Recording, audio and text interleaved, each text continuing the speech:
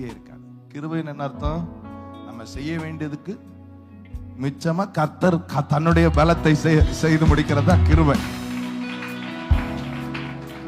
கிரியைன்னு அர்த்தம், அவர்லாம் எங்க செய்ய போறாருன்னா என் பலத்துல, என்னுடைய உச்சக்கட்ட பலத்துல நான் போராடி அப்படின்னு சொல்லி சிலர் ஆண்டவர் விட்டு தூர போறாங்க பாருங்க, அதுதான் கிரியை. அப்போ தங்கள் பொல்லாத வழிகளை விட்டு திரும்பினார். அப்பொழுது பரலோகத்தில் இருக்கிற நான் கேட்டு அவர்கள் பாவத்தை மன்னித்து அவர்கள் தேசத்திற்கு சேமத்தை கொடு. அப்படின்னா என்ன அர்த்தம்னா, அவங்க குடும்பத்திற்கு சேமத்தை கொடுப்பேன். உங்க தேசம் உங்க குடும்பம் தான். உங்க பிள்ளைகளுக்கு சேமத்தை கொடுப்பேன், அவங்க தொழில சேமத்தை கொடுப்பேன், அவங்க பிரயாசத்துல சேமத்தை கொடுப்பேன். கைதட்டி ஜீசஸ் சொல்லு. Jesus, Jesus. என்ன பொறுத்த வரைக்கும் ஆண்டவர் உங்களை நேசிக்கிறாங்கனாலே உங்களை முற்புறத்திலும் பிற்புறத்திலும் நெருக்கியாவது தேட வச்சிருவான். சிலருக்கு முற்புறத்திலும் பிற்புறத்திலும் நெருக்கினாலும் அப்புறம் யோசிக்க தெரியல.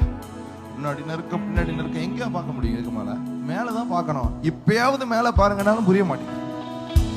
எங்க பார்க்கணும்? மேல பாருங்க. தாவீது ஃபர்ஸ்ட்ல இருந்தே கடைசி வரைக்கும் மேல பார்த்தே பழகிட்டார்.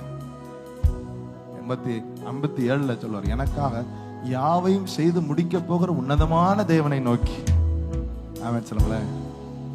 எனக்காக யாவையும் செய்து முடிக்க போகிற தேவனாகிய உன்னதமான தேவனை நோக்கி நான் கூப்பிடு. எத்தனை பேர் நம்புறீங்க உங்களுக்காக யாவையும்? இல்ல பிரதர், நான் இந்த காலேஜ் பாஸ் பண்ற வரைக்கும், நீங்க கடைசி மூச்சு விடுற வரைக்கும் உங்களுக்காக அவர் தான் யாவையும் செய்து முடிக்கணும். அதான் வெற்றி வாழ்க்கை. கைதட்டி ஆண்டவரை மகிமைப்படுத்து. ஜீசஸ், எனக்காக யாவையும் செய்பவரே, தேங்க்யூ அப்பா. எனக்காக யாவையும் செய்பவரே, செய்து முடிப்பவரே, ஐயா செய்து முடிப்பவரே, ஐயா செய்து முடிப்பவரே. சொல்லுங்க, ஏசையா, ஏசையா உம்மை நான் என் முன்னே நிறுத்தி உள்ளே.